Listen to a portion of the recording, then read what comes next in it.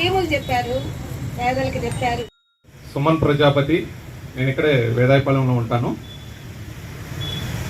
ఇప్పుడు దాకా మనకి సార్ వాళ్ళు మనం ఎలా లబ్ధి పొందాము, ఎన్ని రకాల పథకాలు మన ఇంటికి చేరాయి, తద్వారా మనం ఎలా అభివృద్ధి చెందొచ్చో ఇవన్నీ కూడా చెప్పుకుంటూ వచ్చారు. కానీ దానివల్ల లబ్ధి పొందాక మనం ఆత్మగౌరవంతో ఈ సమాజంలో ఎలా బతకాలి, ఆత్మాభిమానాన్ని ఎలా కాపాడుకోవాలి అనే 2 అంశాలపైన ఒక 2 మాటలు చెప్తాను.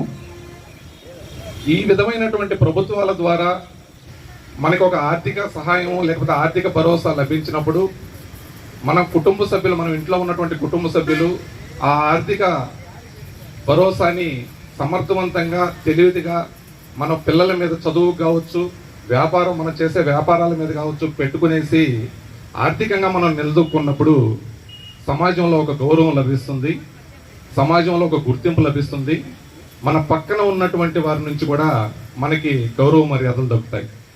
కాబట్టి ఈ పథకాలు ఈ విధంగా మనకి ఒక గౌరవాన్ని పెంచే దానికి కూడా ఉపయోగపడతాయి. 1994కు ముందు, అంటే మోడీ గారు మనకి ప్రధానమంత్రి కాకముందు, మనం ఒకసారి 2004కు ముందు మన బిడ్డని ఇటువంటి రాష్ట్ర ప్రభుత్వాలు కావచ్చు, కేంద్ర ప్రభుత్వాలు కావచ్చు, వారు ఇచ్చినటువంటి ఆర్థిక భరోసాలతో లేకపోతే ఇటువంటి స్కీముల ద్వారా మనం పొందినటువంటి ఆ వనరులతో మన బిడ్డల్ని బాగా చదివించి మనం ఎక్కడ ఏ హైదరాబాదో, ఏ బెంగళూరు, ఏ ముంబయో, ఏ ఢిల్లీకో మనం పంపిస్తే ఆ బిడ్డ క్షేమంగా బతుకుతాడనే నమ్మకం లేనటువంటి పరిస్థితి. ఏ తల్లిదండ్రి కూడా ప్రతిరోజు రాత్రి తన బిడ్డ రేపు ఉదయము క్షేమంగా ఉంటాడో లేదో అని చెప్పేసి నిద్రపోలేనటువంటి పరిస్థితి.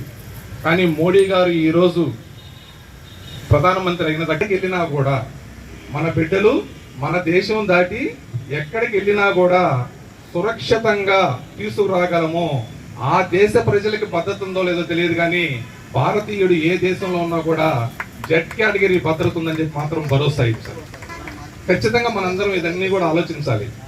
మనకి తెలిసిన ఎన్నోసార్లు గూగుల్ చాట్ కావచ్చు, ఇంకొకటి కావచ్చు, మన హైదరాబాద్లోనే మనం అప్పుడు ఉమ్మడి రాష్ట్రంగా ఉన్నప్పుడు ఎంతో మంది బాంబు పేలులో చనిపోయినటువంటి దాఖలాలు ఉన్నాయి. బట్ ఈరోజు ఆ తల్లిదండ్రులు ఎంత బాధపడి ఉంటారు.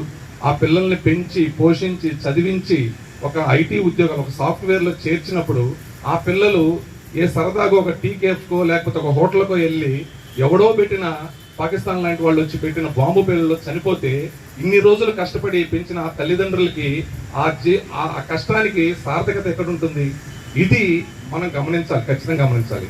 అంటే మనం ఎలక్షన్ పరంగా మనం ఆలోచించలేదు, కానీ మనకు ఒక ఆత్మసాక్షి ఉంటుంది. ఆ ఆత్మసాక్షి మనం ఏ విధంగా నడుచుకోవాలని నేర్పిస్తుంది. తద్వారా ఈ సముడే మనకి గౌరవ మర్యాదలు లభిస్తాయి. ఇంకొక విషయం, నేను కూడా చాలా వరకు చదివాను, 2 పీజీలు చేశాను, MBA, MSc, BEd, PhD, doctorate కూడా పొందాను.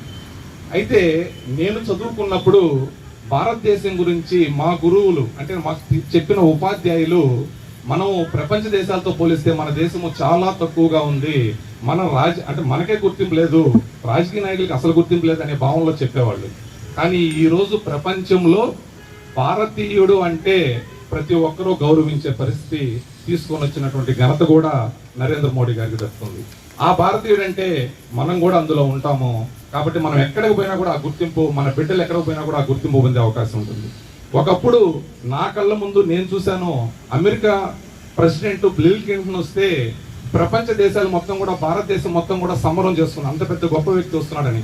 కానీ ఈ రోజు నరేంద్ర మోడీ గారు, మనం ఎన్నుకున్నటువంటి మన ప్రధానమంత్రి గారు, మన భారతీయుడు ఈ రోజు ప్రపంచ దేశంలో ఏ మూలకెళ్ళినా బ్రహ్మరథం పడుతున్నారు. ఆయనకి ఇచ్చే గౌరవం కాదది. ఆయన్ని మనం ఎన్నుకోవడం వల్ల అది మనకి తెలియకుండానే మనకి లభిస్తున్నటువంటి గౌరవం. ఇవన్నీ కూడా మనం గుర్తించాలి. కాబట్టి రాబోయే రోజులు మన భవిష్యత్తుని మనం నిర్మించుకోవాలి. మనం నిర్మించుకోవాలంటే మన అడుగులు ఏ విధంగా వేసుకోవాలి, వచ్చిన ఆర్థిక భరోసాతో పాటు మనకున్నటువంటి తెలివితేటలతో పాటు ఒక నిజమైనటువంటి స్వార్థపూరితం లేనటువంటి మంచి సమాజాన్ని నిర్మించుకోవడం మన చేతిలోనే ఉంది. దానికి తగ్గట్టుగా మనం ఆలోచన చేయాలి, దాని తగ్గట్టుగా మన నిర్ణయాలు కూడా తీసుకోవాల్సిందిగా కోరుతూ ధన్యవాదాలు.